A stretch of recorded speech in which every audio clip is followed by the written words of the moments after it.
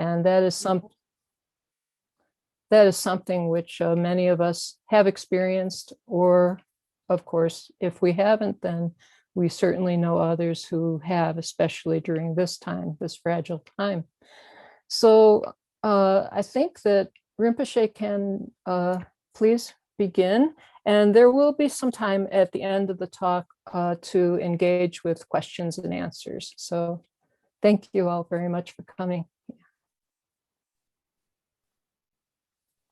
Thank you, April, and thank you all the members of Tsechen Namdrol Ling, the community up there in Santa Fe, which I have had the opportunity to visit some time ago. But now, due to the pandemic, we don't even have to travel, but we still can be as close as like we are here together. So the topic I have got to talk today is a very relevant one, particularly usually when we think it's people who are depressed or people who have too much anxiety issues, is very much all to themselves, is either because of the genetics or because of the individual situation that is very dark and grim. But when we really, Buddhist teaching has a totally different look at the cause of sorrow and the sorrowful nature of the world at large. Buddhism is very, very conversant about the nature of sorrowfulness. Sorrowfulness, samsara is sorrowfulness. It's not so like not only 1 in 5 has sorrow and only the 4 in 5 don't have sorrow. This is our materialistic world has this idealism, and that only people who have not and who have got few things wrong in their life, they have the sorrow. And so the question is whether you are 1 in 5 who has depression or not, and so bad you could be that because 4 of us don't have. People have this kind of idealistic attitude, as 1 in 5 have mental issues and others don't. Buddha was right from the very beginning in his teaching that sorrow and suffering is universal. And the fact that we cannot accept or understand that makes ourselves even more vulnerable in not knowing how to understand it, let alone cope with it, let alone being able to help those who are going through depression and anxiety. So first I want to introduce how we need to understand the depression and anxiety. As the Buddha said, understand suffering. That's the first noble truth. Truth of suffering should be understood. And so if we don't understand the truth of suffering, which is depression and sorrows are, mainly kind of, you will see that emotional and mental problems. But the Buddha talked about there are things like old age and sickness and the death and the birth as 4 common sufferings. But when we talk about sickness, it's under sickness that the depression and anxiety will be looked. When we say sickness, there's a physical sickness, and which is very, very widespread. And even the depression and anxiety in people are usually to do with someone not coping, someone in their family sick so long, or dying so young, or losing the job, or not getting quite able to pick up their career or training or education, and then become disappointment to the family who had placed high expectation while they should be up there like everyone else, and then see what's wrong with my son or my mom, why she's like that. People always over personalize the people with the sufferings as if they are cursed by unique things, and therefore people over personalize. The Buddha said to understand suffering means universalize the suffering.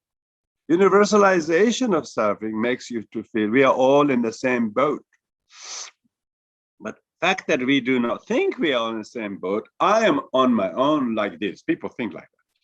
Because it's all about I and I am, where a person's sense of self-importance and clinging is so strong, it is unable to understand suffering in general, and let alone depression and anxiety. So understanding the suffering generally, and depression and anxiety in particular, means that we have to know that these kind of sorrows of to do with the death, loss of loved ones, probably even if somebody is depressed, it's loss of loved one. They couldn't cope with that, and they think it's, what did I do wrong? I have to be orphaned so young. My parents died, or one left, and other, you never know where she is or he is. People often think, what did I do wrong to deserve this? And they do not think of the how many are like that. How many people have worse than like that over the world than us. People do not think of universalizing the tragedy or the orphanness or the sad childhood or difficult relationships. What they have, they always think it's all their fault. It's all because of themselves.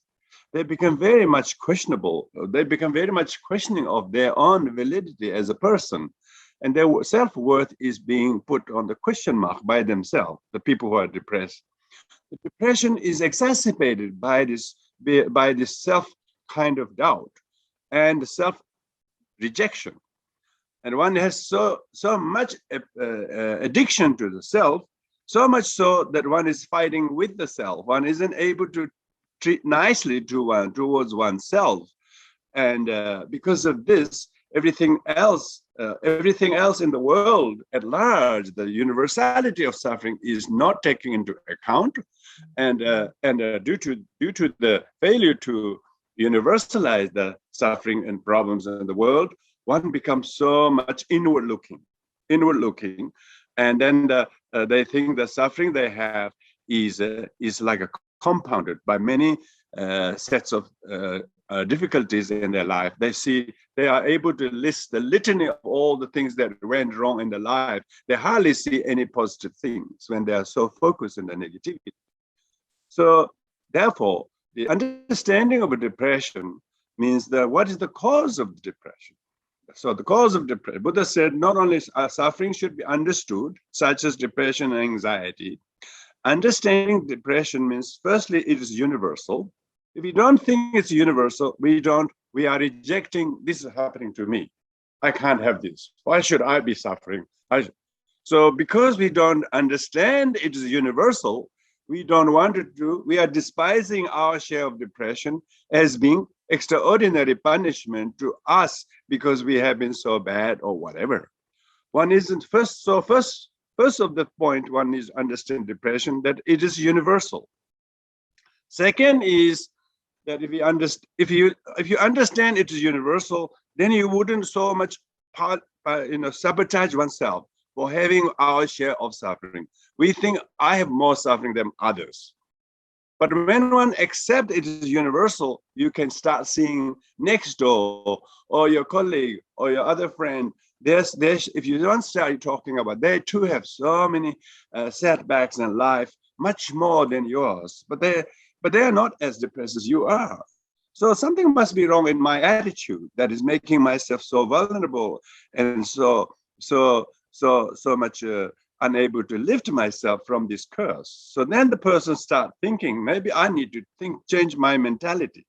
Emotional tone of language need to be changed. To think this is not only me. There are many people who are in this situation. So therefore, the whole idea in the Western medical kind of report, they think if they say, oh, there is 1 in 5 people suffer depression, this is too much, they call it. In Buddhism, we will say it's 5 in 5 suffer from depression. It's the only difference is who is coping better, who's coping better, and is able to be useful to the others who have similar or worse case of depression. So from the Buddhist point of view, the first understanding is the depression is universal. We call it we call it all pervasive conditioning suffering. Why? What makes it all pervasive conditioning is the conditioner is I am. Conditioner is I am, and who doesn't say I am?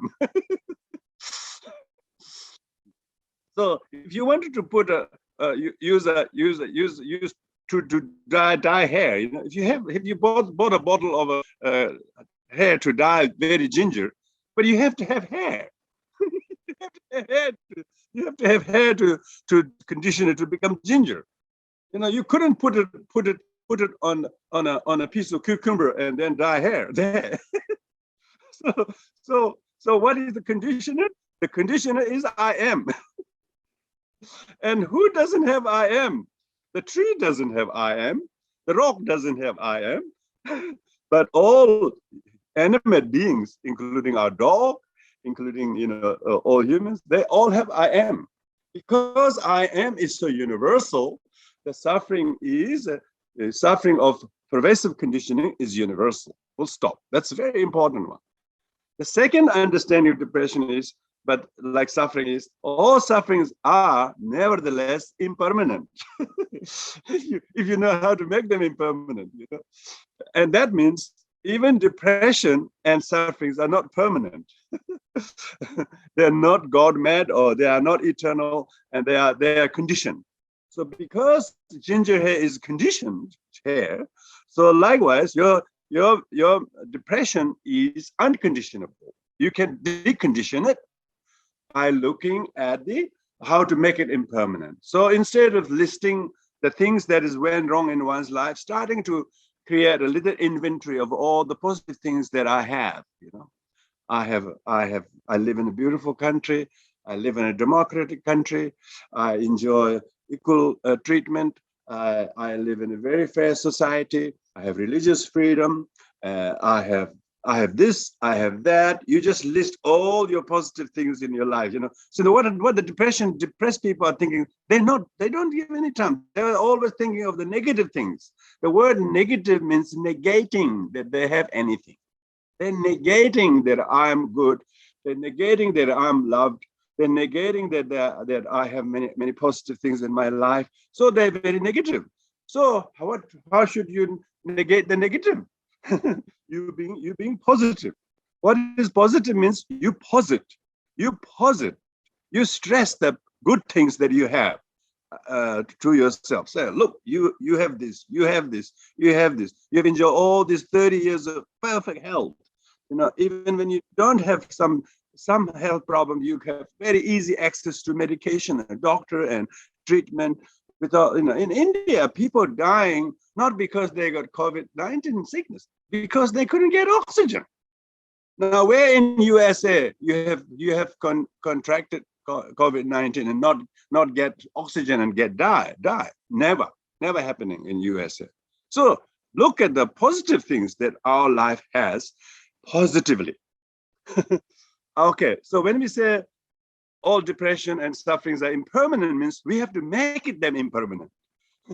So thinking positive things make the suffering becomes you are actually deleting the opportunity to thinking mentally very negative.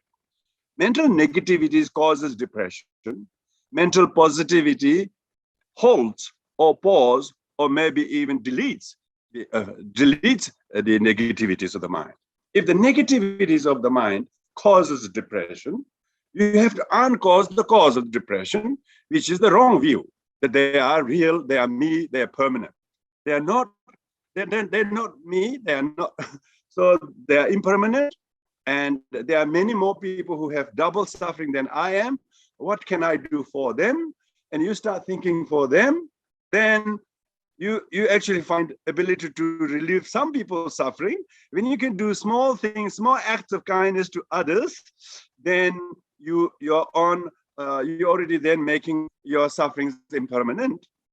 Not only that, those people who are suffering, when you give them a flower, or when you give them a call, or when you give them a nice story and take them for a walk or whatever, you can put smile on their face, you know. Even their depression or sufferings are impermanent. You made them impermanent. for the duration that you've been very cheerful and kind to them, you can witness their sufferings are completely allayed. So therefore, second point of the suffering is that it is impermanent. And thirdly, the suffering is cause of our engendering compassion. Suffering is cause of engendering compassion. When you understand suffering, by the way, if you're interested in compassion, you cannot practice compassion without facing suffering and working with sufferings. So, pressed sentient beings are cause of our compassion, cause of our humility, cause our humility by this. Shanti Deva, ancient Buddhist scholar, says sufferings are remedy to our pride. I mean, as we don't have enough problems. But if we have enough problems, the problems are remedy to our arrogance. Why not me? My body is made out of very, very fragile substances. It's amazing it is holding together. It's really packed cucumbers and carrots and watermelons and banana cakes and all over us, But the fact that we are able to stand and walk in this body, and that the body is relatively strong itself, shows that our own physical nature, let alone the mind, that is the content of it, is not permanent, not eternal. They're all very fragile. Our so-called I am is what I am. Our body is not we are. Our body is constantly changing minute by minute. If you look from 10, 15 years after another 50, you can see your body has gone through changes, but actually our body is changing momentarily even. So therefore, to witness the momentary shift and change of the bodiliness itself, if we suffer in the body, it's because we are seeing the loss of your physical stamina, your memory, your strength, your motivation to do things, your ability to enjoy things. You are witness. You are the witness how your bodily elements and organs are slowly dwindling. It's slowly, I think slowly is a very exaggeration, It's quickly, I should say, quickly. It's very, very quickly. It is very, very quickly dwindling. And it is not a news to your body. It is all news to everybody. All news to everybody. But we think it's news to poor me.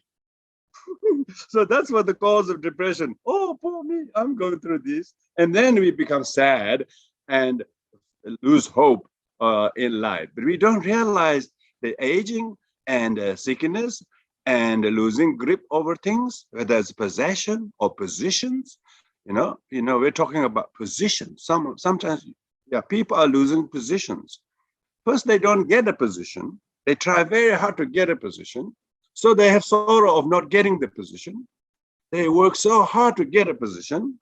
Secondly, when they get a position, they're not adapting well with the position. It's got a lot of demands on its head. And then one is competing with the positions, and one hardly can take control of it. And then slowly one is losing that very positions. All these things are not because the position itself is cause of suffering. The position itself can delude you thinking it is ultimately satisfactory. The position themselves also unsatisfactory, let alone who takes the positions. The previous position that you became available for to apply for was not proving to be satisfactory for one who vacated it. So what somebody vacated position you want to apply for, you think it would be satisfactory for you? Yeah, for the first few months, you feel very happy you got a position. But soon, people are not happy with the position. Oh, they want another change, or they want to change another department or whatever.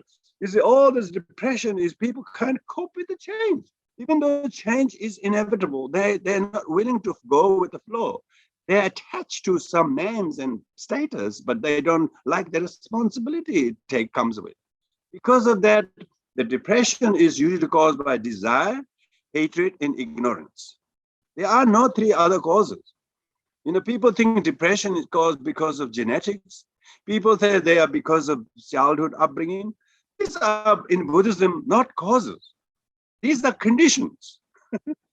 So Buddhism distinguishes between cause and conditions. So upbringing, maybe family violence, and maybe lots of drinking in the family. All these things are conditions. But actual cause of depression is one's own notion of I am, I don't want this, I desire this, I hate this, and one is ignorant both of that. Desire, hatred, ignorance. These are the true fundamental causes of the depression. When people point the fingers as the cause of depression to upbringing or someone's aggressive treatment to you or verbal violence to you, these are definitely not helpful. They are conditioned. They are the conditioners of our depression, but they are not. They don't have to be. Whatever is conditioner can be deconditioned. So that's what the Buddha said. There is not only suffering. The suffering should be understood, knowing it's universal, knowing it is impermanent, and knowing it is a cause of compassion, knowing is an antidote to your other afflictions such as pride. So these four are very important facts to say that I understand the depression. Okay, if you understand the depression, then what is the cause of it? The cause is not people or what they did to you, or your loss of possession or positions or like that. Cause of your desire and anger and ignorance. People often fail to recognize the true origin of their misery, like depression.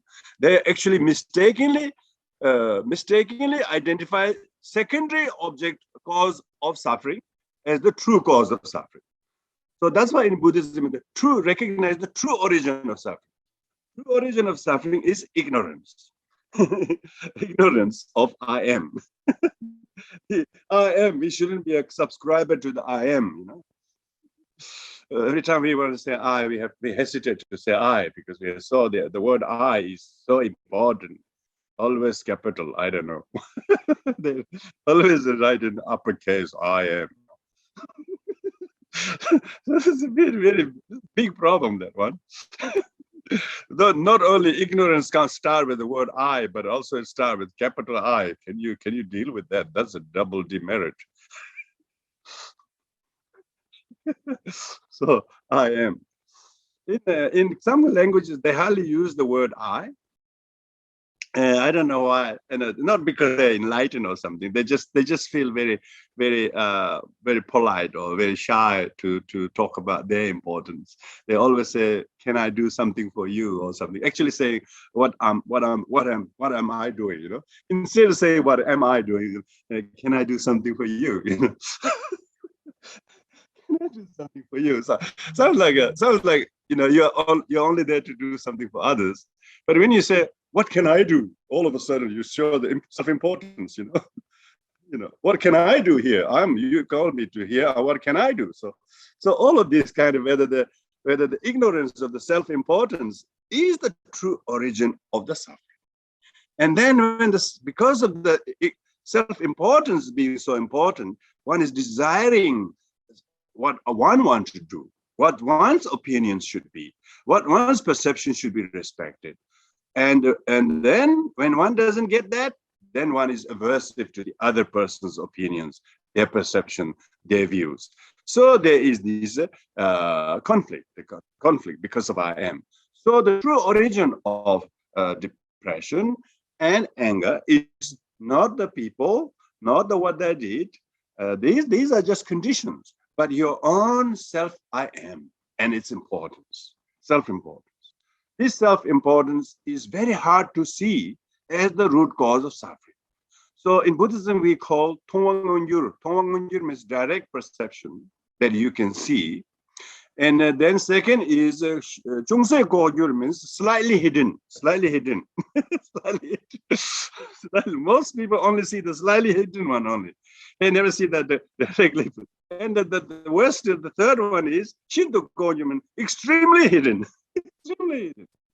So true origin of suffering, which is self-importance, is very, very, very hidden, very hidden to our conscious mind. So we are unconscious of the unconscious cause of suffering. So when we are learning Dharma or Buddhist teaching, we try to become conscious of the how many unconscious things we do. That is the cause of the suffering. Yeah. So when we are now talking about, we try to become conscious of the how normally unconsciously we do things that indirectly or indirectly cause the very suffering we do not want. And because of the unconscious, conscious, unconscious way we're looking at, we realize, oh, it is self-caused. All the sufferings are mostly self-caused. Self-caused due to one's own self-importance, arrogance, attachment, and so on. When one is able to identify this makes yourself to be the seer of the hidden, very hidden cause of suffering, very unconscious cause of suffering that is caused by I am, the self-importance. Now, is there anyone who has no self-importance? No. Everyone is born in this world with this perennial kind of mistake, what we call innate ignorance. Innate ignorance, yeah? Innate ignorance. The innate ignorance doesn't need any education, doesn't need any training, doesn't need any companion, doesn't need any instigators.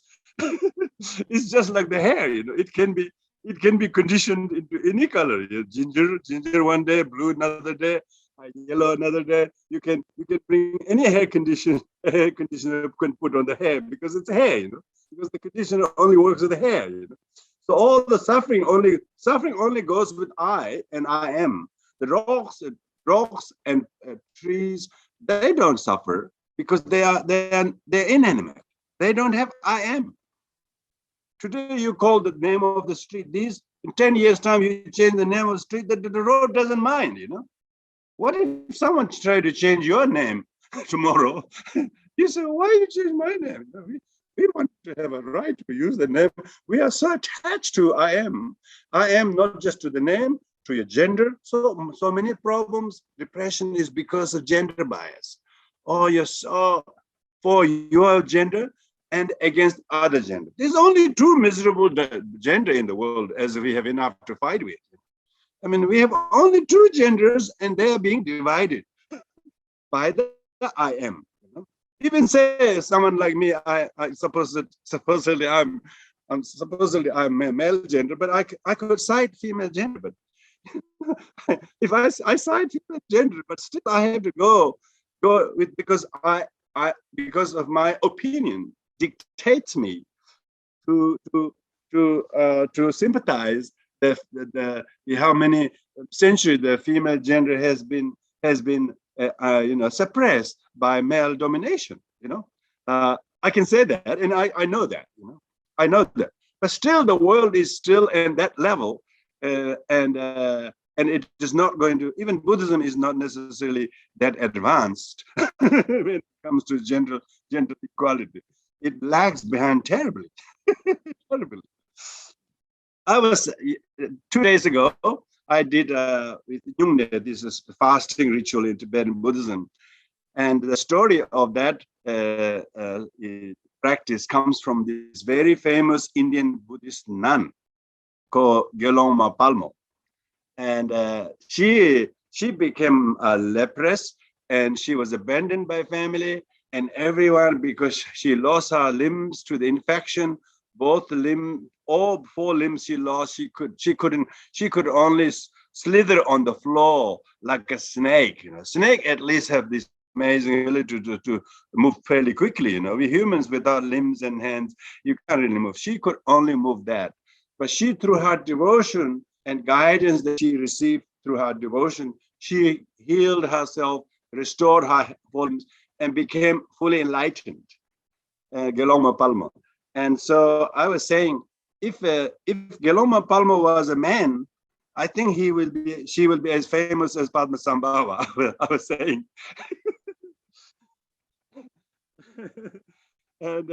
And I was also saying, this is I can say this in front of you all.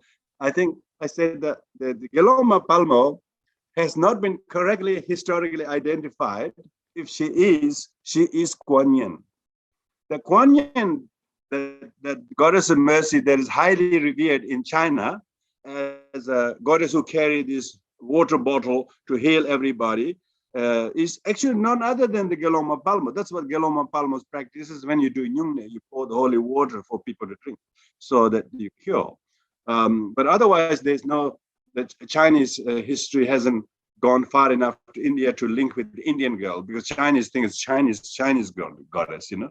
But it all Buddhist comes from India.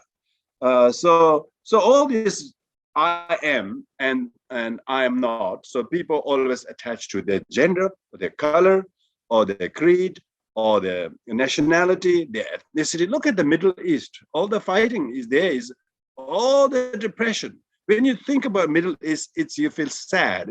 It's all about who wears what clothes and who prays facing the wall, or who prays facing some different. Only about those differences, all these fightings are happening. So all the suffering is caused by this what it called innate ignorance. Innate ignorance. Because there's fighting, there's violence, there's war, there's pandemic. When we see these things, of course, it depresses us, because we don't want them to happen to anyone, any human beings, let alone to our loved ones. Yet, undeniably, everybody is affected by that. And so, therefore, what I'm saying is the true origin of suffering is very hidden knowledge. Because this is very hidden knowledge, it is very difficult to allay. It is very difficult to allay, and very few people are actually admitting or accepting the true hidden cause of suffering, which is ego. And the slightly hidden cause of sufferings are the negative karma or action that is consummated under the sway of those innate ignorance, and then greed and hatred and so on. So when you understand the true origin of sufferings is innate ignorance and the gross aggression and greed and so on of that oneself, people do not see this even the slightly hidden cause is their own desire, their own self-importance. These sufferings are manifesting. Very few people are accepting neither the innate ignorance as the origin of their sorrow, nor the self-importance as the slightly hidden cause of suffering. They only point finger to immediate people or conditions around that brought the actual pains. So that is more manifestly. This is called manifestly directly. That manifestly is a nice word, but it's actually projections. We only project that they are the cause of suffering, but they are not the cause. They are just the near blamable. They are just a scapegoat. They are scapegoated object of suffering. The true origin of suffering is innate ignorance and self-importance. Very few people are conscious to admit their self-importance and innate ignorance. And only when you meditate a little bit, you realize, oh, my innate ignorance and self-importance is the much more cause of the depression and suffering than my parent or my childhood or what difficulty I went through with these people. Usually people always pointing finger to someone of the cause of their depression. So the ordinary people who point the finger to as the cause of depression is the only projection of their deluded mind. Projection of deluded mind do not scan or do not survey the slightly hidden, let alone the very hidden cause of their depression. So I suppose that most people don't want to know these things. They say, "Oh, I just want to know how to deal with depression. I don't want to have depression. That's it, you know." So they don't want to do any leg work. They don't want to do the walking. So therefore, I will share this one story. Some of you may have heard this story, but it wouldn't hurt me to share this story again. Buddha had many different encounters with many disciples. And one of those was a lady called Kisa Gautami. This is called mustard seed story. Some people call it mustard seed story. That's a parable of mustard seed. some people call Kisa Gotami because that's the name of the woman. The woman called Kisa Gotami has recently given birth to a lovely child. And then, of course, she was so happy that she has now this lovely baby. And of course, that was more precious than her own life, because it's her child, not because it's a child, because it's her child. But when her child growing up, she was very happy. She can't part even for a moment, but she's always loving, like all mothers would remember what's like having a child is. But unfortunately, this Kisa Gotami child died very soon from an unexplainable cause. She was devastated, and she thought that was the end of the world, and it was end of the world too. Poor girl, and she was only a young mother herself, and her only child died, and she thought that was the most unfairest thing that anything can happen to her life, and she can't accept this life anymore. And she said, there must be something someone can do to revive my son. She's so cute, so naive, she thinks that also she has gone through some unprecedented suffering. Unprecedented suffering. No mothers have lost any child before. And so she said, there must be someone who can revive my child. And then she went and asked various people. Most people said, no, she can't. Nobody can revive any dead child. It's not possible. And others said, oh, they have heard of recently a monk called Gautama Buddha, and they heard he could revive dead people. And she thought that was really good, because what people meant was when people heard the Buddha, they got revived. Means they can live life much better. They can enliven their life because they were so angry, and then they were compassionate. They were so attached, then they let go. And so what people meant was by listening to the Buddha, they all got revived, So she literally thought Buddha could actually revive a dead child. And she brought the dead child to the Buddha and asking him to please revive my child. This terrible thing happened. I heard that you can revive dead people because Buddha was the reviver of lots of the dead people. Teaching can revive you. So that's, and then Buddha was very skillful. He didn't say that death is universal and death happens to everybody. I can't. He didn't say that. He said, yes, I can. Yes, if you help me, we can revive your child. And she was so delighted. She was so delighted. And the Buddha said, but you got to help me. And she said, yes, I will do anything to revive my child. Okay, he says, now just leave the child here. You go and get some master seed. And she said, oh, really? He said, no, if you can get a master seed, that will help, And then she said, okay. Then she was about to go to get master seed. She would just go and ask any family, they'll give.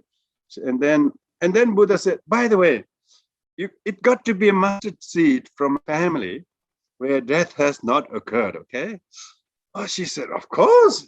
It's only me who has lost the only child. Everybody has all the family alive and having a great time, So she thought, she could easily get a master seed from a home there where death has not occurred, yeah?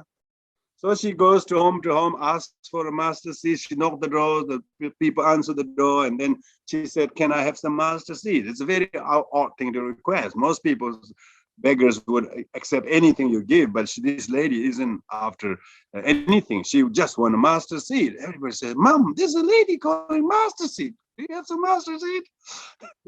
Mom will come out. Of course we got some. What do you want to do that for? People say, just give me some master seed. That'll do, And then the person will bring the master seed, and she about to give. He says, by the way, has anybody died in your family? And then the lady said, what do you mean? What do you mean?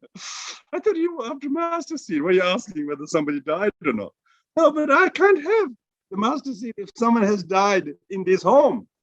And then the host will say, I'm sorry, of course we have such, my uncle died or my mom died, or everybody got amazing stories how how someone so dear to the life was lost, and then she couldn't accept master seed from that family, yeah. And then she said, "Oh, this must be this only family. I'm sure I can get from another family." And then in this way, she tries another home, and there he repeats the same ritual, same kind of conversation. In the end, then this second family couldn't also offer her master seed because they have multiple deaths, you know. Then she was saying, "Wow, this is terrible." She said, "Oh, but there's so many other families. I can get it. By the end of the day, I'll be successful." And then she went through home to home, home to home. There was not a single home where death has not occurred.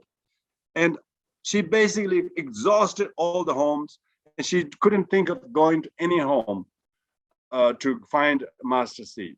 By this time, you know, Kisa Gautami was already revived.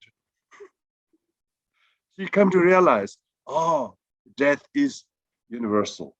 I was full of me, innate ignorance, thinking it's only happened to me.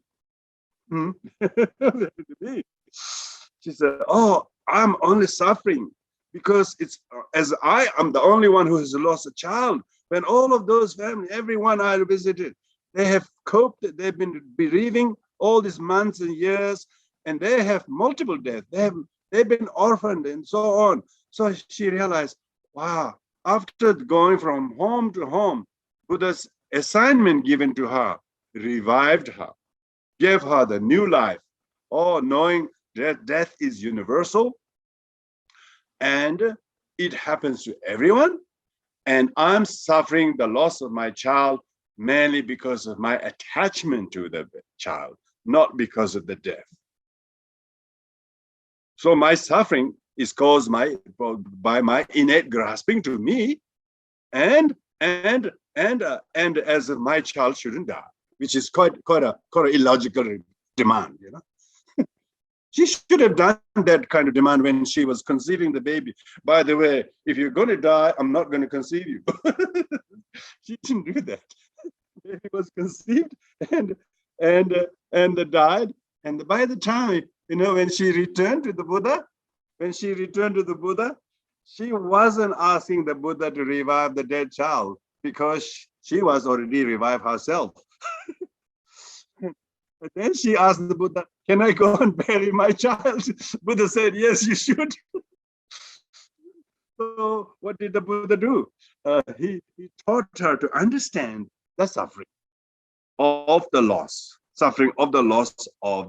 her only child, you know, which quite a lot of mothers and parents get depressed.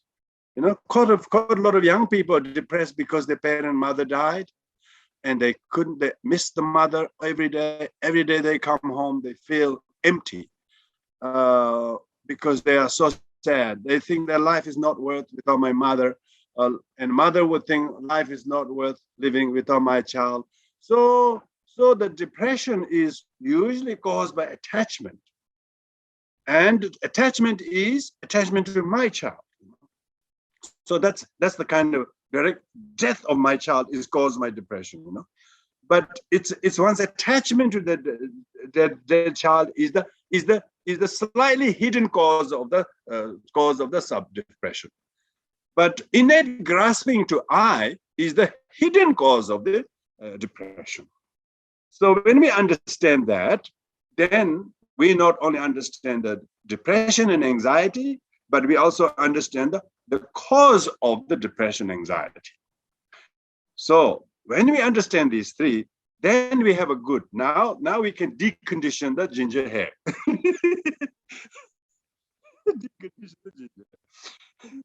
Decondition the ginger hair. You know, you can decondition the ginger hair. You go to the hair place, you can wash it, you know, all the ginger hair is gone, no problem. People have tattooed their shoulders, tattooed their whatever.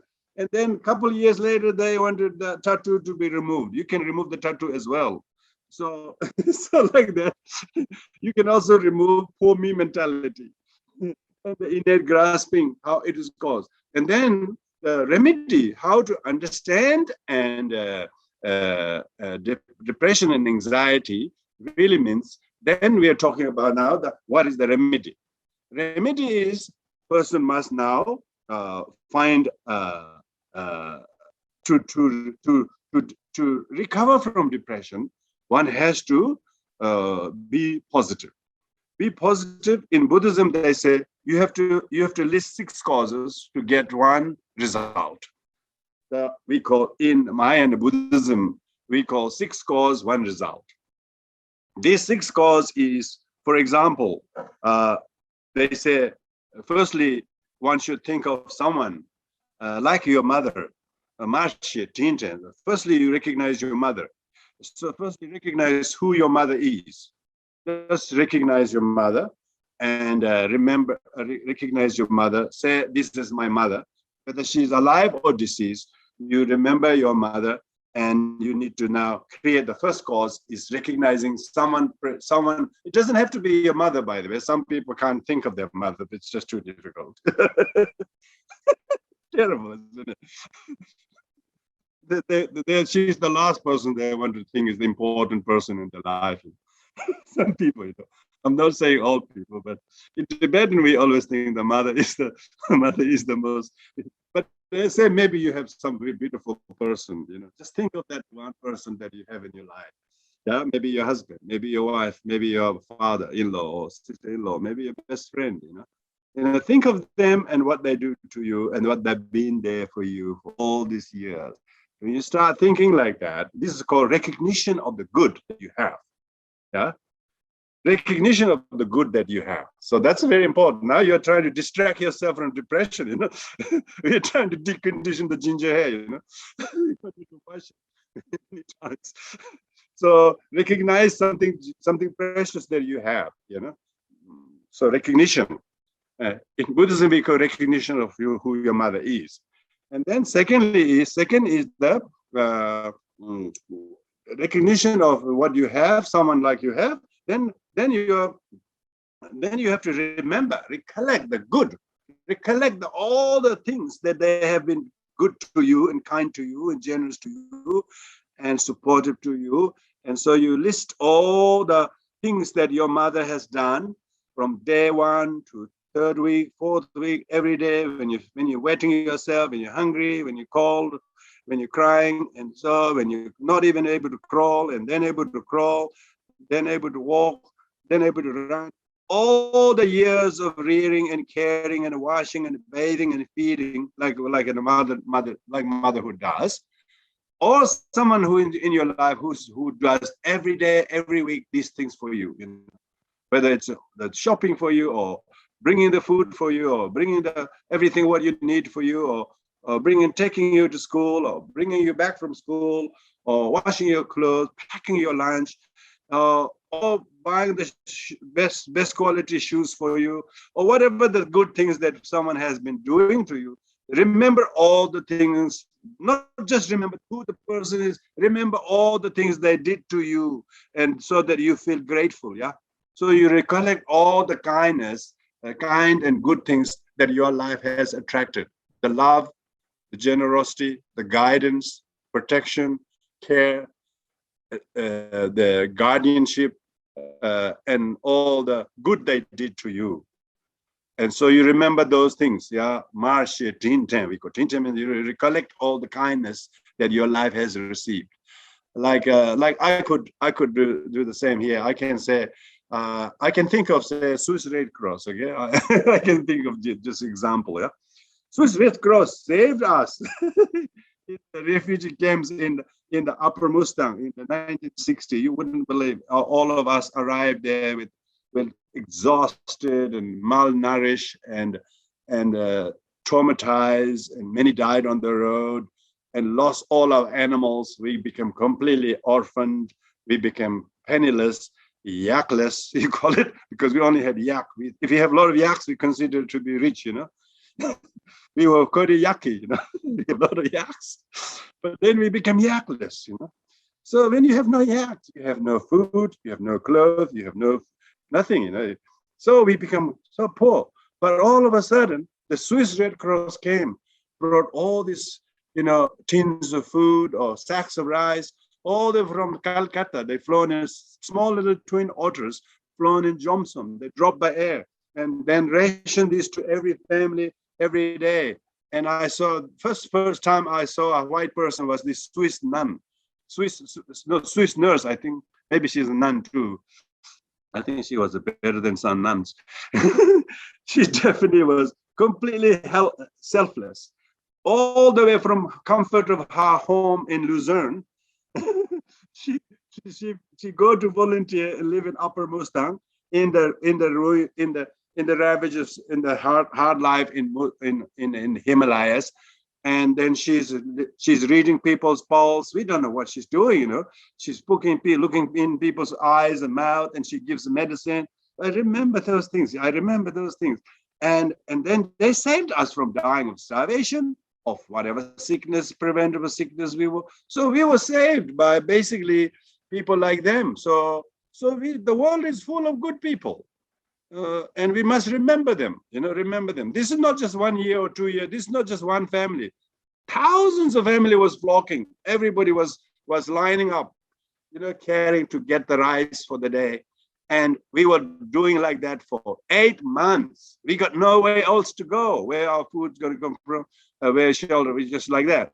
Then they found it so difficult to keep us there on one. Then they moved us, migrated down in lower part of Nepal in Pokhara. This is how 6-7 years we were constantly saved by Red Cross and various NGO organizations. And these people were all volunteers. They were not Buddhist. They were kind people. And we don't know them. We don't belong to the same color or creed or language. They just believe in the goodness of charity. So we need to remember those good things your life has attracted. So first recognize who, secondly, what they did good to you that you remember. So then third is resolve to repay their kindness. Maybe I can't repay kindness to Swiss Red Cross, but I am just a member of the UNESCO child. That's all I can do. $15 a month. It's very nice thing to do, because after 3-4 years in refugee camp, at the help of the Swiss Red Cross, in your adult life, living in the West, becoming a member of UNESCO, paying $15 a month is nothing really. I don't see that as a noble example of repaying their kindness, but I'm talking about being able to do something small. And if you're doing something small, you wouldn't believe how much it uplifts your spirit. People are miserable because they're not doing generous things. Do small generous things to repay the kindness like we were talking about.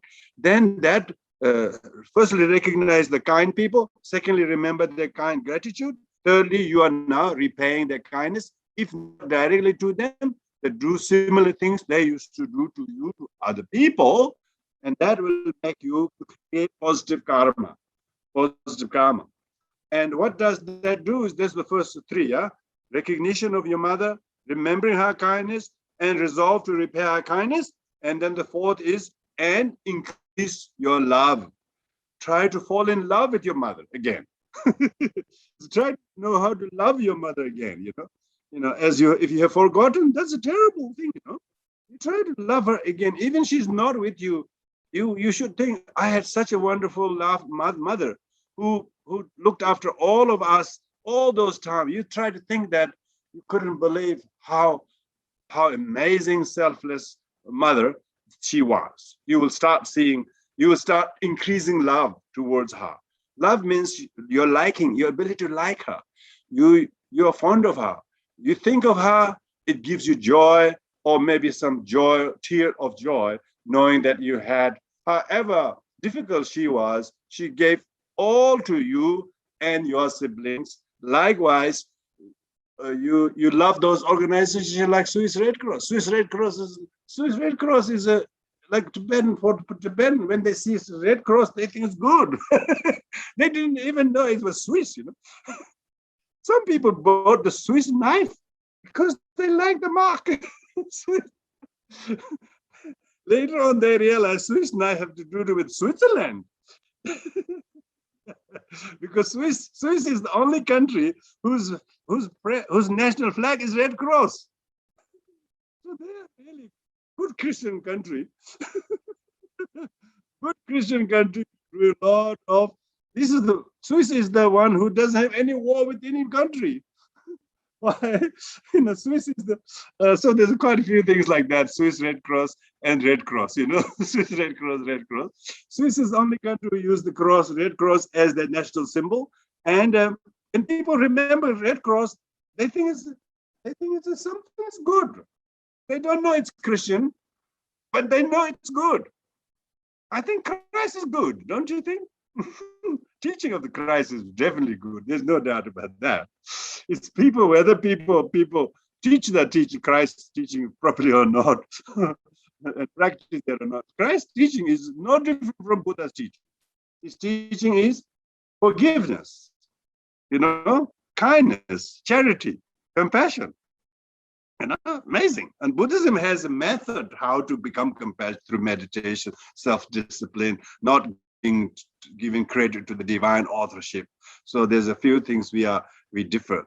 Methodology, how to change, is a bit different, but actual gospel teachings are very much healing to your sorrowful, poor me mentality. So what I'm now talking is how to remedy by understanding depression and anxiety, because when you understand depression and anxiety, most people are very down, very negative, and don't want to do nothing. And they really put a big question mark on themselves. They have no hope to things will change. They think their life has been cursed for good, and there's got no hope whatsoever. They feel very hopeless, and they don't think anybody loves them.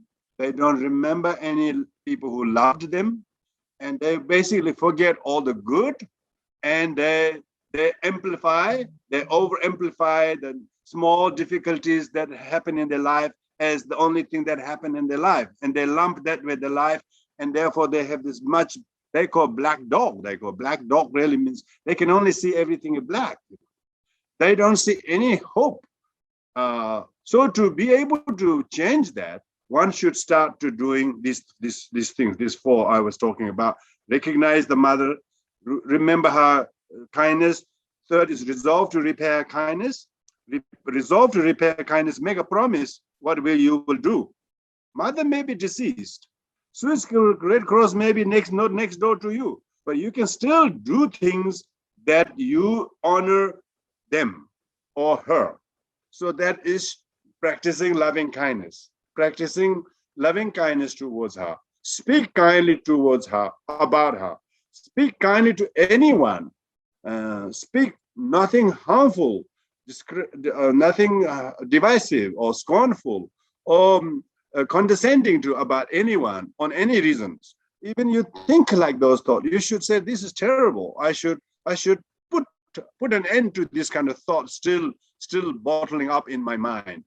It's not good. This is cause of my high blood pressure. This is cause of anxiety. I shouldn't subscribe to this kind of beliefs and opinions and attitudes of mine. These are harmful. These are unhealthy. You should try to recognize them by practicing loving kindness. We should not let enmity and ill will, resentment, anger to stay in our mind even for a little while. In order to allay them, say prayers, do mantras, recite meditations, so that your mind is not free to be engaged in those kind of litany of negativities, because you're practicing how to remedy them. So when you practice these first four, the recognition of the mother, her kindness, resolve to repair her kindness, and fourth is then showing loving kindness to her. And show loving kindness to her. And showing loving kindness to her doesn't mean your mother has to be there. When you are showing loving kindness to your mother, you can talk to your children or other people about where you love your mother, how much you loved her. Very nice to hear from somebody speak nice about their mother and father. Often people talk only negative story, how terrible their parents was, how they were not treated very well. They only talk about these, and they talk about these to the professionals. And professionals think all your story is true. They don't correct them. Have you lost the memory? They loved you. I think if the counselor told that, they wouldn't get the patient next time, I think. So that's the reason why Western psychology got a lot of drawbacks. They're not helping people. They just wanting to keep them as their regular customer. They don't tell the truth. Oh, you've forgotten all the kind things your parents did, don't you? You only remember the few negative episodes when your father or mother was under terrible stress. Well, that's just a small part. Big picture is they gave their whole life to you, my dear. So it's my role to help you think like that. We need counselors and professionals helping people to regain their lost memory of how much every mother, become so selfless. They do. They may not be wise. May not have the wisdom, but they have compassion. But sometimes their compassion becomes control. Sometimes their compassion becomes aggression, because they don't even know they're doing it.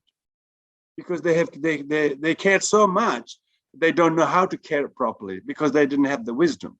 So they have a lot of financial, lot of social, a lot of emotional, a lot of other stresses in their life, and they become very super unconscious. They become very unconscious. We're capable of creating innate cause of suffering. Why can't they do that? So our parents' suffering is mainly largely to try to do so much for us, and they didn't cope very well. And they resort to alcohol, they resort to drugs, they resort to a bad companion, and so their life was sort of mutually harmed, and they didn't get to change for the better. They didn't get to change or make any transformation. So basically, their suffering and their setbacks are largely related to our life's difficulties. So when you have that, so the fifth cause after this is then you develop compassion to your parents. She was difficult like that to me because she was under so much stress. She had a lot of financial stress. She had a lot of relationship stress. She has a lot of difficulty to keep that job stress. She's had all those difficulties because she was trying to provide me so much, and all her stress she had to vent out to anyone who's near to her. And I was always there, and who else but. So therefore, if we saw some stress of our parents or loved ones, it's not because they want to, it's just because they couldn't control, they couldn't cope. So therefore, then we develop compassion to their sorrow, to their, I suppose, to their some behaviors that we thought was unacceptable. But then we realize, oh, this is nothing. This is because they care so much. Because we think they're controlling us. No, they care so much of us. Those people who have anxiety and depression is usually because they care so much. Those who don't care don't have anxiety, I tell you. and who doesn't? Every sentient being cares for somebody, and they are entitled. They will all have anxiety. In Buddhism, we say the Bodhisattva's path is full-time anxiety, but very good anxiety, by the way. Very good anxiety. Very altruistic anxiety. Yeah, I don't think that we had Tibetan monk called Langtangpa. Langtangpa Ngonak, we call it. Langtangpa Ngonak means is gloomy face Langtangpa monk. He is the great author of the 8-verse teaching on the mind training, and he earned the name because of his super depression and anxiety for the plighted world. He was so sad. He wasn't sad because of him, not because he was not raised properly, or not because he didn't get a front seat or anything like that. He, practicing Dharma, made him to realize concerned for all the plight of samsara sentient beings, and recognizing and identifying the innate cause of suffering is all to do with ego, self-importance. And this has gone life after life after life. No matter how many 20 years each life you went to education, nobody taught you that is the cause of your problem. That's amazing, isn't it? And then when you meet Dharma, Even with the Dharma, most of them don't hear teaching saying your innate cause of suffering is self-importance. They say your cause of suffering is out of a past life, or you have bad karma to have such parents, or things like that. Innate cause of suffering is self-grasping. And Lang Tangpa became he was definitely unimpressed with the ego. And he had one. he discovered he had one ego. He doesn't have to chastise anybody's ego, but he has one ego at home. He doesn't have to do with some other ego who is a husband or who is a wife or who is a sister-in-law.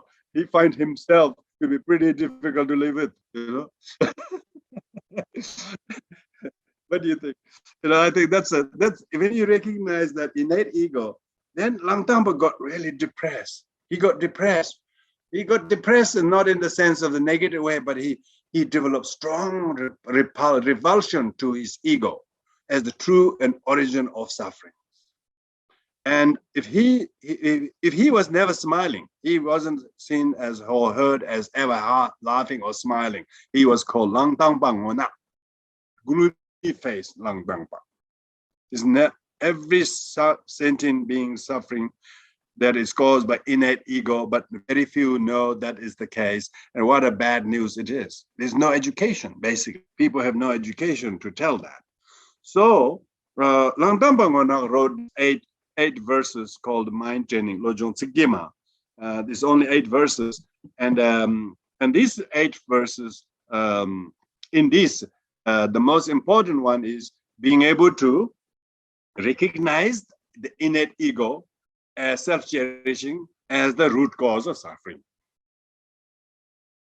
Until and when we are able to recognize that, your suffering will not abate.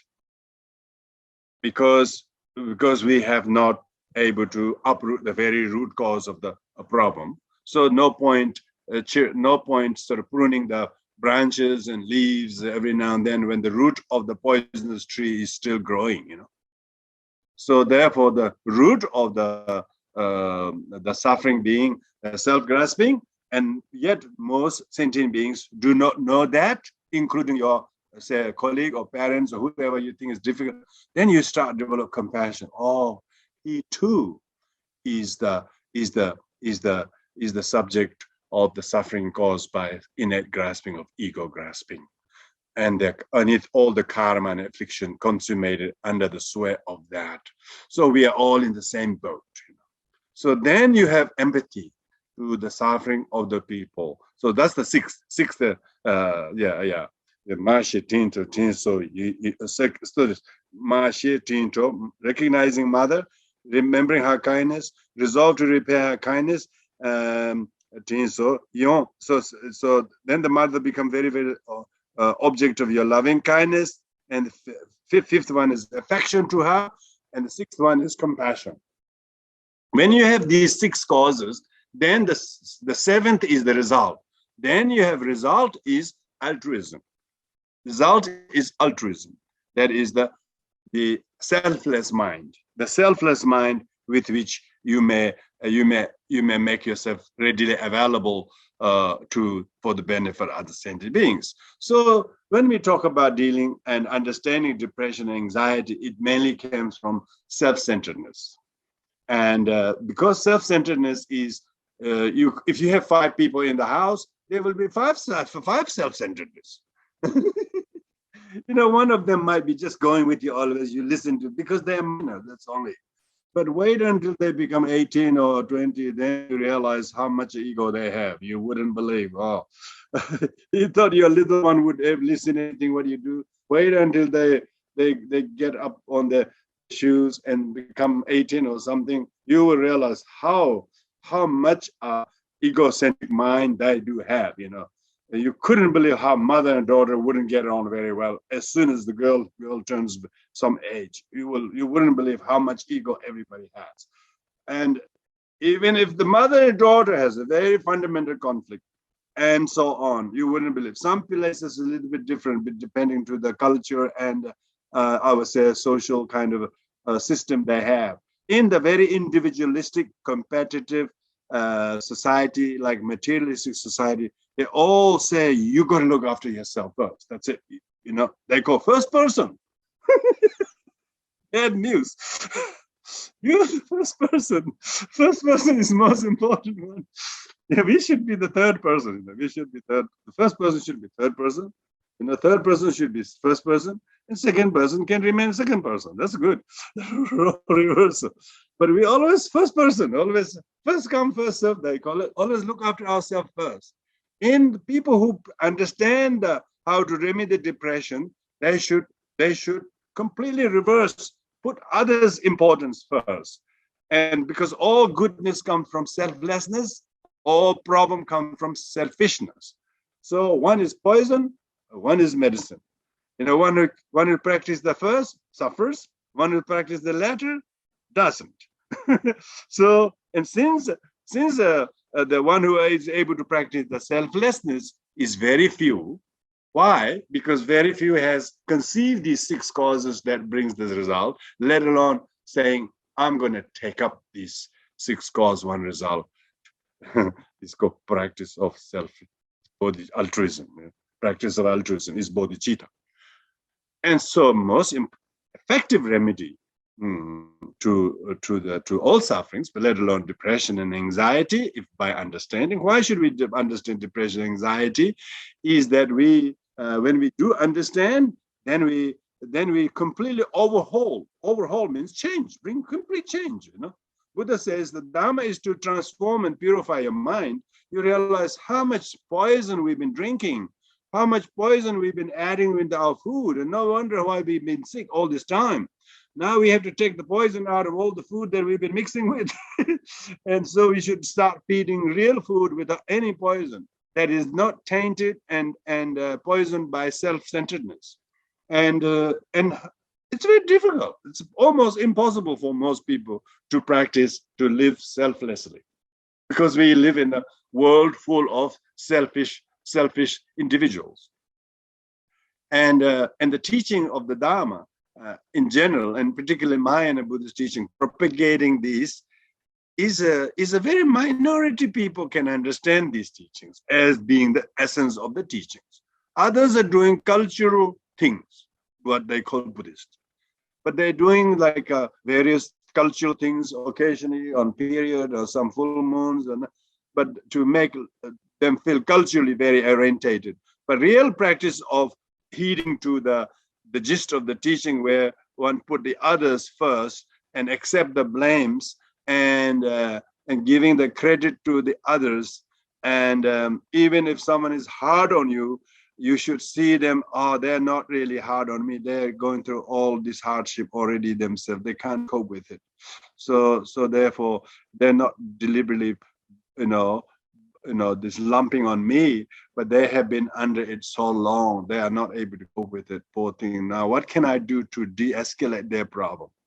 When you can do that, you can see how much you could lift your spirit and not be an easy victim, not even a victim at all.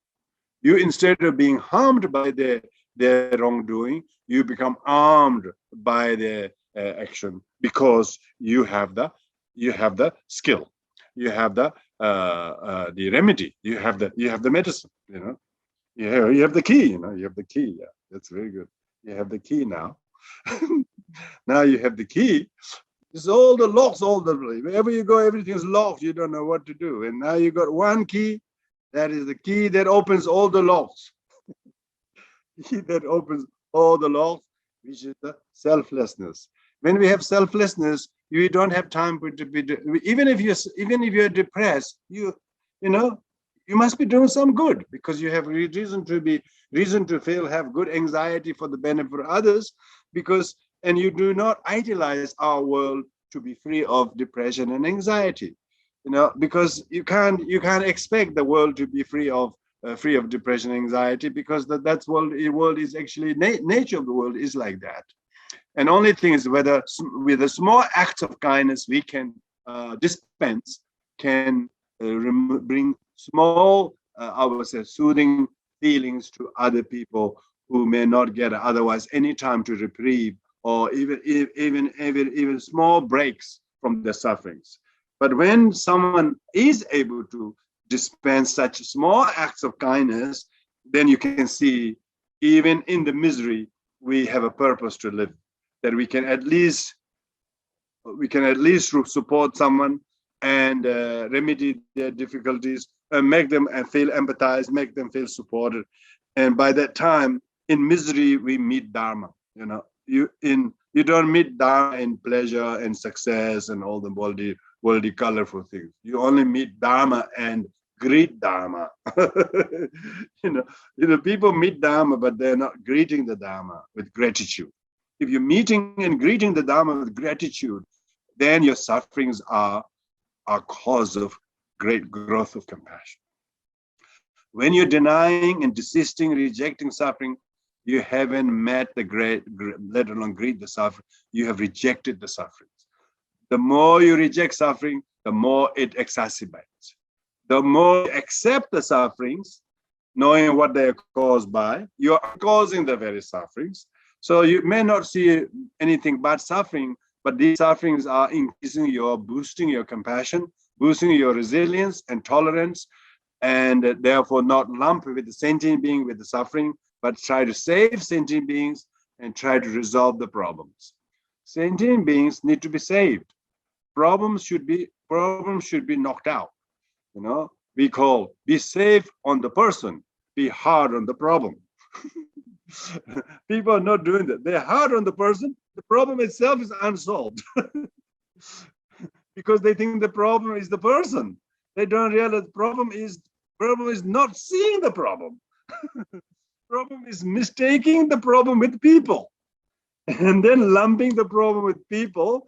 And then we call it barking the wrong tree. In the West, they call it barking the wrong tree. In Buddhism, we call it that we call if you have a bow and an arrow, the arrow is wisdom, the bow is compassion. The arrow is to shoot the ego, not the other person. The bow is the compassion. You got to reach to the other person. So the symbol of bow and arrow is that your target is ignorance. Ignorance is the target to shoot the arrow of wisdom. And sentient being is the object of compassion. That's the bow. Your bow should be pullable long enough that you should outreach the sentient beings. How they are suffering due to the lack of the eye of ignorance, eye of wisdom. And then you feel pitied. You feel pity and you develop great empathy. Empathy actually is being able to feel yourself in the same boat. You call in the Westerns and a saying, English saying, we are in the same boat. It's a very good saying, Trunang Semchik, we call in Tibetan also is a Trunang Semchik, meaning those people who are in the same boat, they should all share the same strategy. They can't say, oh, it's your fault over there, because if the water comes into the boat, everybody will sink it. So you got to make sure that no hole in the boat is allowed, because if one hole comes, it will affect the whole boat. So we got to think everybody is the same boat. Even the aggressor is not aggressor. Aggressor is aggressed by his past habits too much. He doesn't know right now he's being aggressive. His suffering is much more than ours. When you think like that, that means you are not going to be depressed by someone being aggressive to you. You are actually going to escalate that with your compassionate response. So understanding depression is a ability to change your emotional tone. And this ability to change your emotional tone means you can actually alternate your mentality from one extreme to the another. In so doing, understanding depression and anxiety is understanding life. And life is, unfortunately, full of problems. And these problems are not caused by people or things. They may have some role to do, but innately caused by all self-centeredness.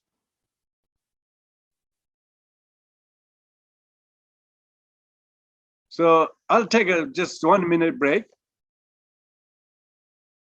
I think my son is at the door. and then I'll take some questions. Thank you.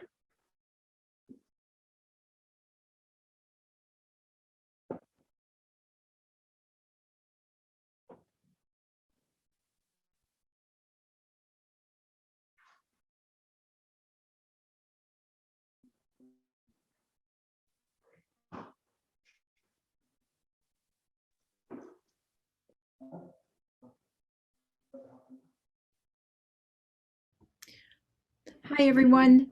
My name is Maria, and I'm helping with the meeting. Rinpoche is taking a quick break, and if you want to stretch or get some water, that would be fine. Right now, everybody is automatically muted, but when Rinpoche returns and opens our gathering to questions, you may unmute yourself. If you have trouble unmuting yourself and don't know how to do that, let me know in the chat on the right hand of your screen.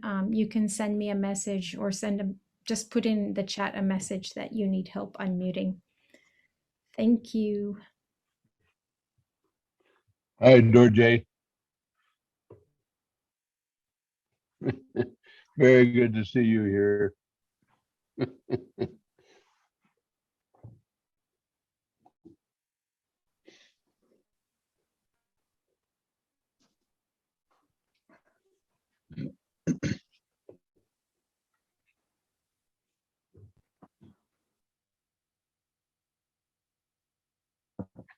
Hello, everyone. Dojala.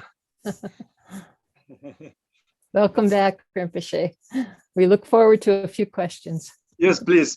Anyone who has a question, put your hands up and unmute yourself. Please, we are very, informal. So don't. Yeah. Okay, Bob. Well, I have a situation. Can you hear me? Yeah, I can hear you. Okay. I have a situation that's close to my heart. My wife's husband is in deep depression. He's an Indonesian. He comes to America. He has to learn the language. He, does the best he can to find jobs. He's been rejected for various reasons. He's in deep depression, and it's very difficult in their family. And I understand that. And he's a wonderful young man, but he is, I think, with all the selfing, self-cherishing, viewing himself as a failure. And excuse me. And the result of it is it's sabotaging, the relationship, and he has a hard time gaining, enthusiasm for where he is and what he's doing. I don't know how to. I'm kind of looking for a way that I can approach him because I care for him a lot, and I think he's very capable. And somehow I want him to know that I think he is, worthy of so many things that he has not yet accomplished yet, but he can't let go of his sense of failure. And, I so much appreciate the advice you give. I've studied this before, but your presentation was wonderful. Long introduction. What do I do? Well, Bob, as you know, maybe it's not easy for you to tell your friend that he has Bob. Well, no, actually, I would love to do that, but I don't want to. I fear in a way that he will see me as interfering, or somehow I'm not confident that he will take whatever thoughts or advice I might have to offer. Although I think he has a lot of respect for me. Number one. Number two, he's not a Buddhist, but I think Buddhism and the way you describe it has so much universality, as you say. And if there were a way that I could explain some of this, but I don't want to sound preachy or, somehow diminishing the importance he feels about his condition and the situation. I'm just not sure how to approach it. That's my question. Yes, very, very good, Bob. People are often very fixated as what they think is success. People don't realize to look at small good things they have in life, and they're so fixated, of what they want, and their wanting has become now their immediate wanting they came for become the cause of their goal. And when that's not achieved, they think it's failed. When Tibetans came from Tibet as refugees, when they came and when they faced all kinds of hardships, and until they were reminded that they have Dharma, that they have His Holiness Dalai Lama. Many people died of starvation and depression as well.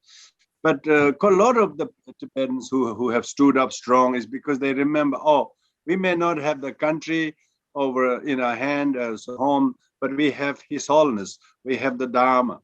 So we start taking stock, saying what good we actually have. That's much more valuable than we are on thinking like that.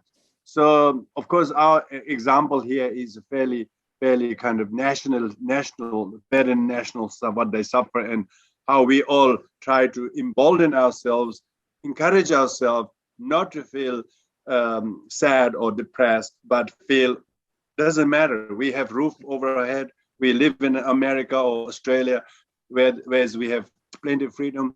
We can preserve our Dharma. We can share that to the world.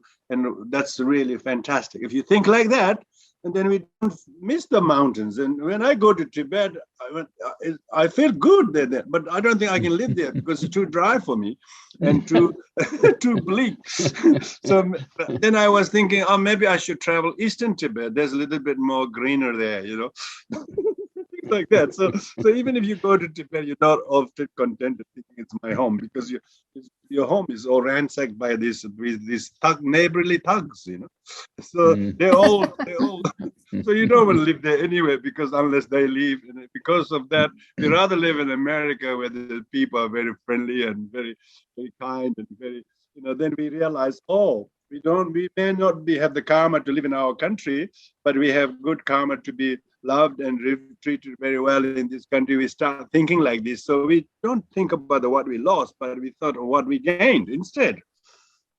I mean, I wasn't thinking like that, when I was a high school boy, and I was really a little brat, is angry that what happened to my country and my people, and even when I was doing those 3 retreats, I still didn't really resolve those then.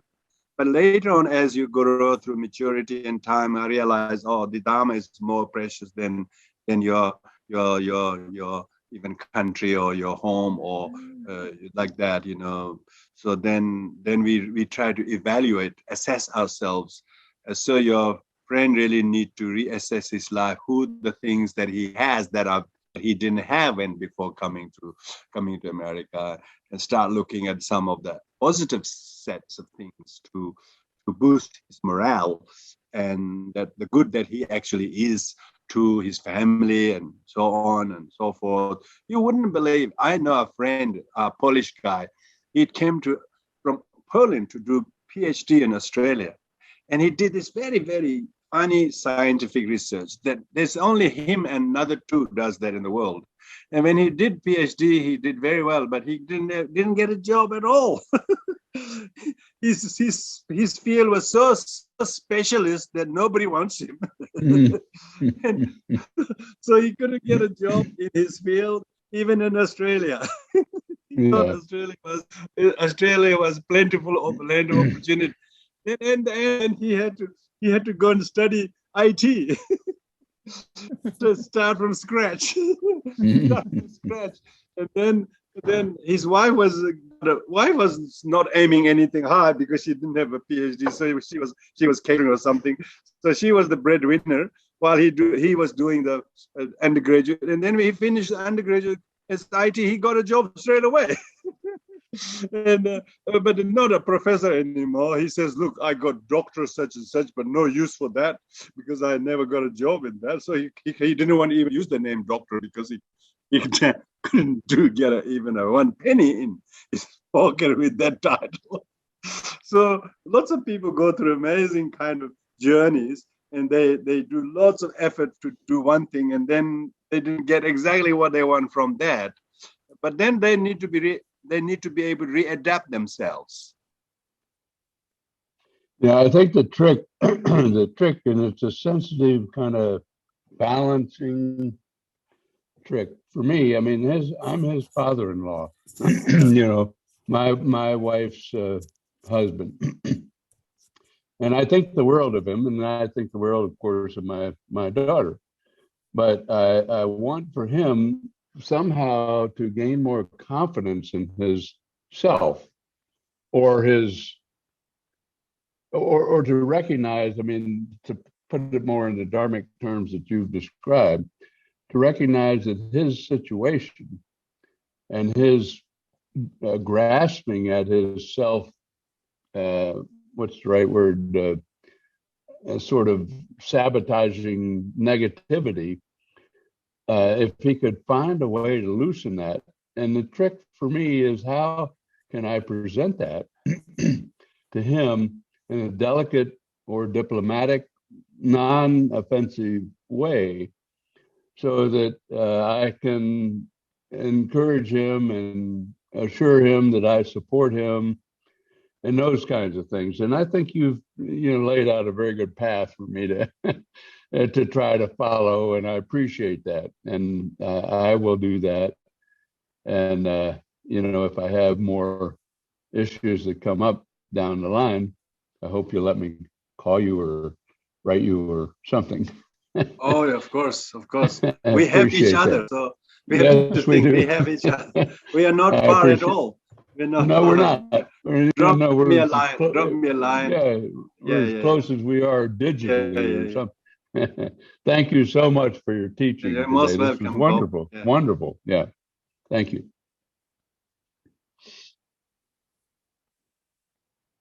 Are there any other questions?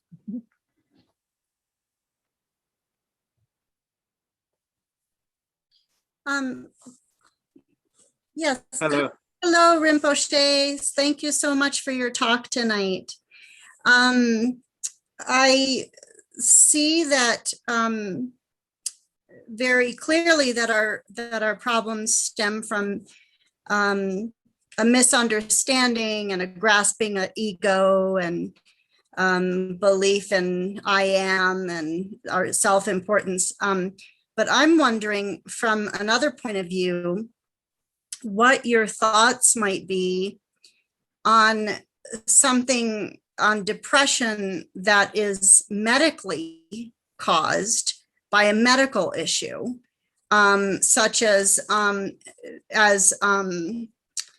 I had brain surgery, for instance, and there are certain things that were jiggled around in there, and now I suffer very bad anxiety and occasional depression that are more of a physical nature.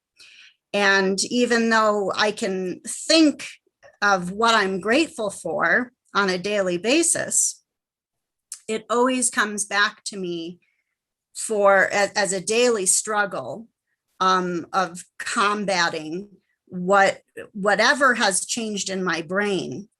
That is a physical response caused by my surgery, I'm assuming, and like I said, things that were jiggled around and maybe lacking some endorphins. I just had neuroacupuncture for the first time today, and I'm hoping that will, because I suffer from seizures and occasionally, and I'm just wondering what your thoughts are on a depression that's not necessarily caused by what we think or how much gratitude we have, but it's a physical sensation. Thank you, Catherine. Yeah, your question is very relevant in terms of when we talk about caused by biological or kind of neurological or physical situations. These are a little bit more medically identifiable as a kind of a physical conditioning. So because we are mainly biological product and we mainly experience biologically, the resident self experience the conditions either emotionally or biological. So those medically related chemicals or imbalances or are definitely significant enough to not switch off your attitudes about it. You particularly, it's physically there. So, but that still makes your mind completely capable of knowing the biological nature of that, not impacting on that, saying, "Poor me, what did that do to the surgery? This has happened to me." So often that can cause depression even more severe than the actual physical condition. But rather, you should be thinking, whatever they try to do, they try their best. But I live in a country where we have the luxury of getting such neurological surgery, where others do not get even a skin laceration or broken limbs doesn't get to even see a proper doctor, let alone free medication. Yeah. So I live in a very, very, very fortunate country. So instead of sort of entertaining the idea of what kind of jiggling that went wrong, but rather what they're trying best may actually have helped you even more than the side effect that you're actually currently experiencing. So you need to look at the way put in the scale what greater benefit that your surgery has helped you medically and socially and emotionally, that you're actually looking into the physical condition by knowing that you can heal yourself from the right attitude. So this otherwise you wouldn't be in this audience. So you obviously are able to try to make mind over the matter rather than the matter over the mind. Sure, there is a medical condition. Who is not medical? Who doesn't have medical condition? Everybody got a medical condition. I know half of people who almost take handful of tablets every day. They might be eating this much vegetable, this much this. They are also taking that much medicine because they have so many medical conditions in theirs, and these are not something they can just change straight away by shift of an attitude. Right. But still being able to think of the greatest health, surgery, medication, and ultra medication, some of the best health kind of facilities we enjoy in the first world countries. And only then we are informed enough as a patient to know that this was they're trying to do. Some jiggling may have this kind of medical effect on me. So you actually have more suffering because of the knowledge that you know so well. Others would, but otherwise you wouldn't know anything. So therefore, it's very important how many people who have many brain problems, who never get to see our neurologist, and let alone get this kind of surgery. So may my little bit of these neurological kind of imbalances that has happened as a side effect, may this be a cause, whatever cause for me to develop compassion to those who don't enjoy any form of medication, let alone neurological surgery that I have enjoyed. So you rather see your surgery as a great advanced kind of treatment that you have yes. merited, that others do not have even chance of getting to see a neurologist. Some countries don't have neurosurgeons. Yeah, and it has made me more compassionate. Like I work as a care provider, and I find that my compassion for other people is is much greater now, especially people who have suffered strokes and memory loss and things like that, because I know what it feels like, you know. Yeah, that's good. So this is the idea of universalizing. Oh, this is my share of misery, but look at them, look at them. And when you start to sort of putting yourself in their shoes, Yeah. and then you realize their shoes is much bigger or much much heavier than that shoe that you were in. But if you would have to wear that shoe, you wouldn't try even. So therefore, you are able to embolden yourself, and then not think, "Oh, poor me. My depression is not caused by my attitude, but medically." So even medically, they try to do quite a lot of the medical progress is only made by surgeries, sometimes experimenting, guinea pigging.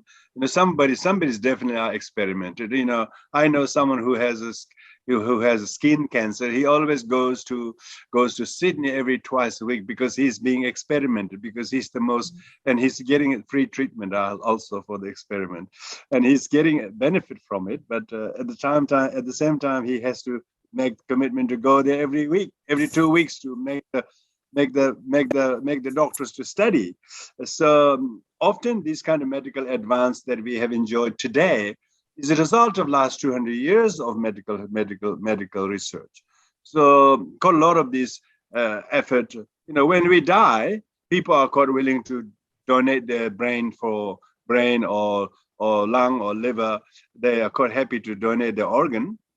And we are also donating our brain as a donation when they're doing surgery to us. I like to think like that, you know. Please make useful of poking my brain. So that your next research in the next another 10 patient or something, you actually have a much better way of handling, even though you did a little bit of mucking of mine. Right. Yeah. So when we can think like that, we at least can draw some comfort. What do you reckon? Mm-hmm. Yeah. Thank you. Mm-hmm. Thank you, Catherine, for your question. Do we have time for any more questions? Are there any burning questions? I know, Rinpoche, you have some other things that you need to take care of. Yes, I can take 1 or 2 more questions. Thank you. Thank you. Yeah.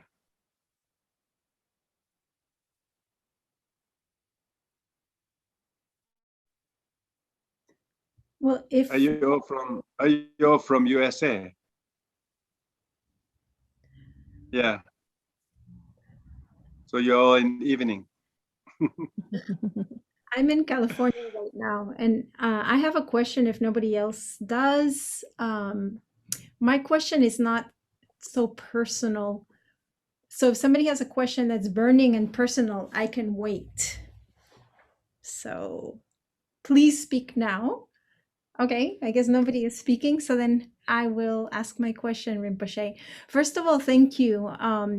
Your teaching was very provocative. It made me think of personal situations that I can change my attitude about, and that is really, really helpful. But I must be honest that I was provoked into thinking about more historical situations that don't affect me personally, but they are on my mind.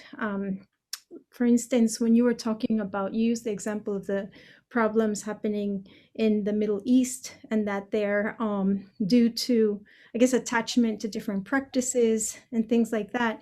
But I couldn't help but thinking about how those problems might also be rooted in situations such as Tibet is experiencing, as you mentioned, the Chinese thugs next door.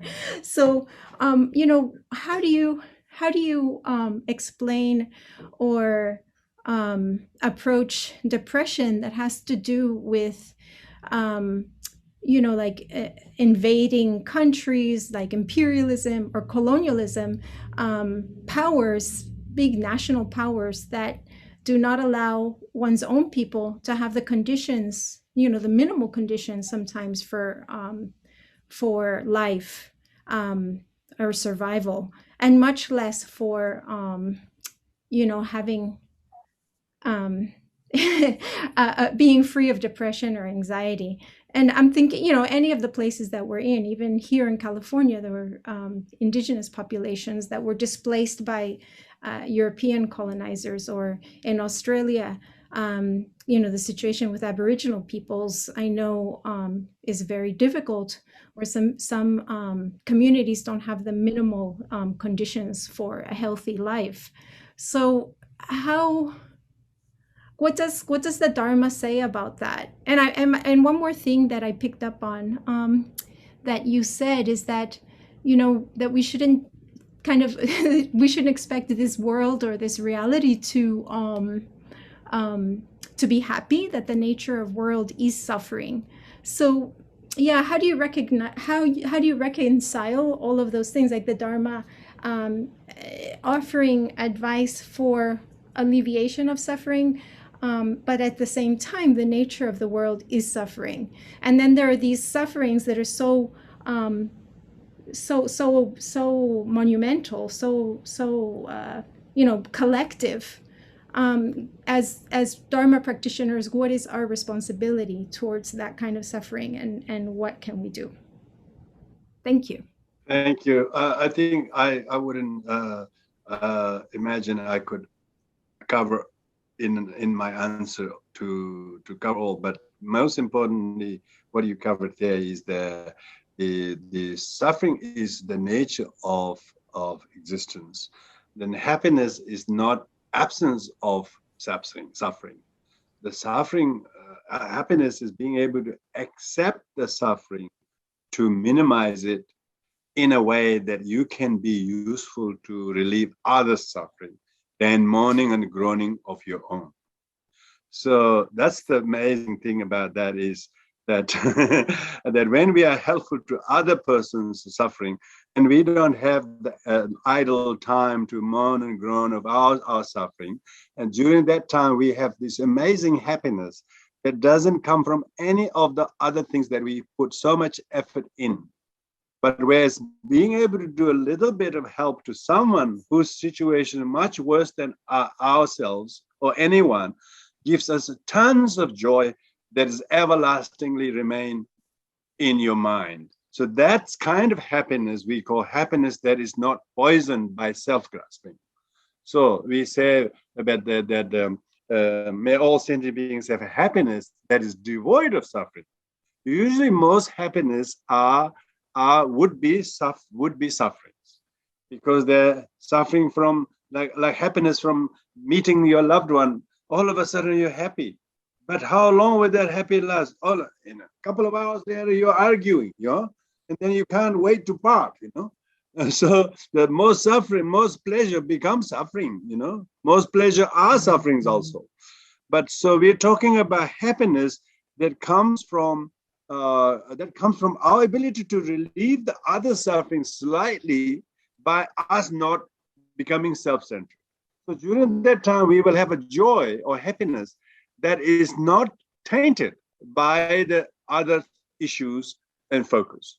So that is one thing. Another thing about the difference between collective karma and individual karma. Collective karma is shared by a race or nation or people or ethnicity, depending to how attached individuals are. Some people, like Tibetans, or Israelis or Palestinians, whoever, those who are a little less attached to their Tibetanness, they don't have same emotional kind of suffering that rest of other Tibetans are. You wouldn't believe how some Tibetans are still very, very angry, and they have tons more anger than you, and others don't. It's because even though it's a collective karma of all the people suffered what their invasion of their country may have happened, but their individual response are not quite collective, not quite in uniformity. So that shows collective karma is one thing, individual karma is another. Sometimes we are very, very vulnerable to suffer the collective karma because of our own weakness. other times our strength makes us to be a little bit more resilient, even not worrying about the collective karma of what your people go through. You're more concerned about how your everyday to-day life is more important, rather than thinking of a thing that you can't do very much for your country or nation as a whole.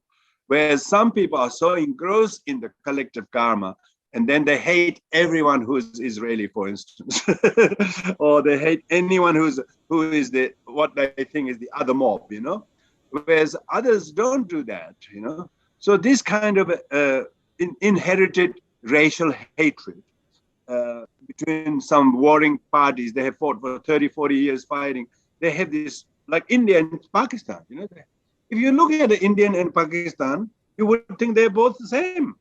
But as soon as they know he's Pakistani, he straight away looks like an enemy. But he doesn't look like an Indian. But otherwise, they both speak Hindi. The Indians speak Hindi, and they call Hindi. The Pakistanis speak Hindi, they call Urdu. They're both speaking same language. They're both speaking same language, but the Urdu write in Arabic later, like and the Indians write in Devanagari. But when they speak, they're both identical with slight accent difference. But this is why people put stigma to the name, because of their collective attachment or anger to the other as your enemy or your neighbor, or they are that, we are this. So individuals are faring differently by the collective karma. They say if eight friends did something together, whether positive or negative, in some time in the future, those 8 people will reap the similar result, uniformly,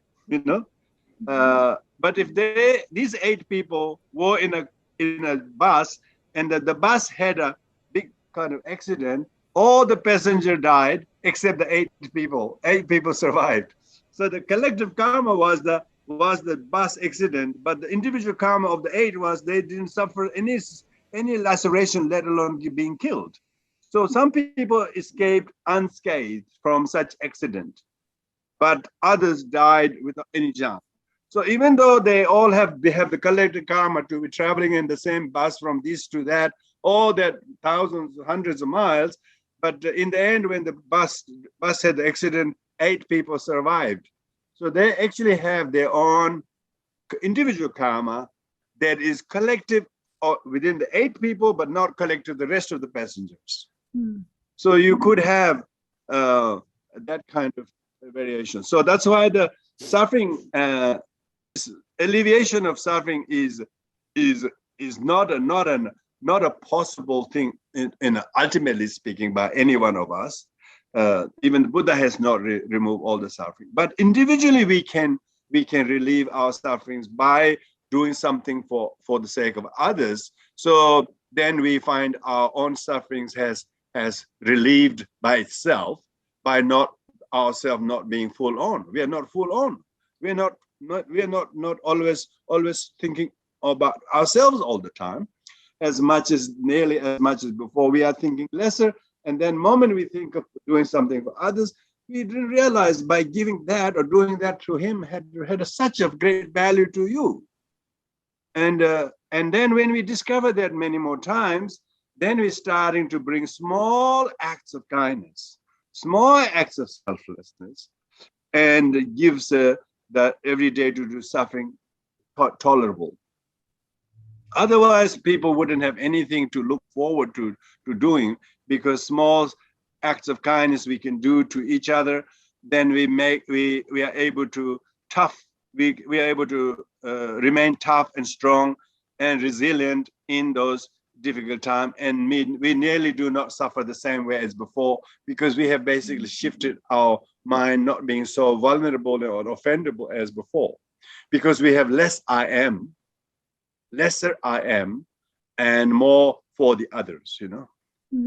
The more we can think of the others, that much the selflessness is this highest joy. Joy comes from selflessness, and the opposite comes from selfishness. And when we are able to subjectively look at that in our attitudes, the days when you're very happy or joyful or thankful is when you have put someone's well-being before yours. At the moment you do that, it has long-lasting joy that you never knew was going to reward you that much. Mm-hmm. The days we put a lot of effort to what I want my way, no matter how much you put effort, it has only provided the opposite. Mm-hmm. Because all this self-centeredness creates these. So that's why the Buddhas are so rare. Sentient beings, deluded sentient beings, so many, and that's why the enlightened ones are so rare. Therefore, it's like a gem. The Buddha is a gem because it's very, very rare. If you truly discovered the Buddha and his teachings, and then you realize that deluded are many, and those who are able to remain undeluded are very few. Mm-hmm. And because they're few, they are very, very precious. You know, if there were many, it's not so precious. so even in our own sane state of mind, you can see sometimes you could be working in your office 8 hours or whatever every day, but some days you're very, very delightful, joyful. It's because you did something completely nice and compassionate and generous to somebody, and that will make your day. Whereas if you did lots of, professionally so accurate, so perfect, so meticulous, and you think, oh, I did it, I knew I was again. You feel so right, but you never feel happy.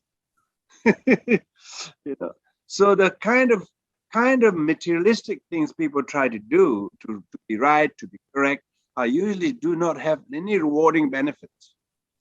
But kind of spiritual things that you do totally out of good heart and selfless acts, when you do, then you can see that the days when you do speak some kind words, do some small physical gestures that are courteous, respectful, say some kind and soothing words to others. When we can do that, you wouldn't believe how much it means to them and how much more it means to you and your future. And so in this unsatisfactory samsara full of suffering, we are actually then starting to make small valid contributions. Even in our otherwise unsatisfactory life, there's a lot of reasons that we can still try our best.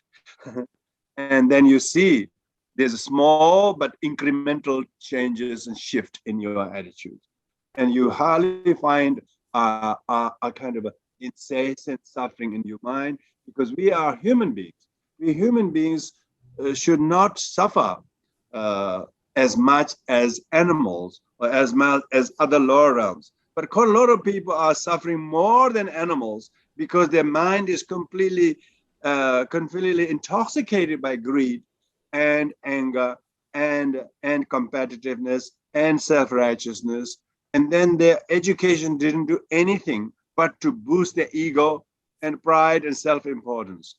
A lot of our modern approach of education of people in this is actually very, very, it's only education, but it's not wisdom. We teach education, but there's no wisdom. We teach control, but there's no real care. Everybody's trying to control who's right, whose position is safe, and that sort of thing. And people don't talk about how can we allay the problem from getting worse. It's always talking about who did what, who didn't do what, and everybody's trying to see that who is responsible and try to point blame on one thing. They don't see that as a communal responsibility, how to resolve that in a very, very, very kind of non-reactive manner. Because of this violent and aggressive way to not understand suffering and people who have the sufferings is actually very counterproductive. And any kind of care and gentleness and compassion we do, this kind of makes us to a little bit more self-controlled in our words, in our thoughts, in our deeds, and most importantly, the consequences they will have in the future. This kind of foreseeing is really foreseeing. You can see the consequences of the type of action, type of words you will use, and you are able to control that being outputted because of your goodness and not causing those irresponsible damages later on. So this kind of calmness and gentleness can have to make us pause for a cause, I call it. Then you can really see, I would like to say this, but what would it do? Anything. It wouldn't do anything. It just makes me feel good temporarily, but later on I will say, why did I say that? Look, it's going to upset him more than it benefit me. So one who has calmness says, oh, I can say this, but it will only upset him, make myself even more upset. What's the benefit of saying that? Rather practice peace and tolerance. And it's better that I suffer now a little bit on my privately. And so it's not sign of your weakness, but sign of your resilience, you know. So therefore you have the honor to de-escalate the suffering by accepting the suffering, then escalating the suffering, thinking it will allay the suffering. Most people want to allay the suffering, but their reaction only escalate the suffering. But one who has a compassion and foreknowledge, we call foreknowledge or seer. One who can see the truth of suffering and truth of origin, truth of the path, truth of cessation. He knows doing what will cease the suffering. He knows by doing what will not cease but escalate the suffering. So if he has to tolerate and accept some blames now to de-escalate the suffering, he will do that. You know, all the treatment are a little bitter, but it becomes sweet later. Thank you, Rinpoche. I have even more questions now after hearing you, but I don't want to monopolize. So perhaps if you will allow me, I would love to correspond with you because I have follow-up questions to all you. Of course, please do so. Please do so. Thank you very much. So I think we might have to stop there. Thank you for having me, everyone from Tsechen Namdrol Ling and Santa Fe, Bob and April and Dorjela, and as well as everybody else related, Maria for hosting this, Victoria, Rowena, Sandra from Canada, and Diana, Milta, and Diane, and Patrick, and Charlene, and Bob, and everyone else who may be eavesdropping. Hello, Rinpoche. Rinpoche the text the kusu seda. La ini di panipa tanto ta ngema de genal pe ta lomang bishu doso la majewa. Ta tri jewa tangpure ini di Rinpoche shere awishta do ini kawishta chung ini di sungju de pe awna so tuwa tilen zo yawo pe chung so tuchena shwe. I would like to thank April and Maria to organizing this wonderful teaching with Rinpoche for this special Saga Dawa, Tibetan month of the Saga Dawa, and it was a great evening. And I also would like to thank all the Dharma friends to joining us today. Thank you very much. And thank you, Rinpoche, for this first opportunity that we had to go online with the teachings. Thank you for taking us by the hand. Thank you. All of our hand, and you trusted us to be with us this evening, and we really, really appreciate you and hope that we can connect. Of course, please. We that's just as easily done. No problem. Thank you very much. Thank you very happy much. Saga Dawa. So every Saga Dawa, 2 days time is a full moon day, super good full moon, so good to boost your kindness. Thank you very much, everyone. Thank you. Thanks a lot. Thank you. Thank you. Thank you, Rinpoche. Good night, everyone. Good night. I'll post some activities taking place around the world. So yeah, for Saga Dawa, so we can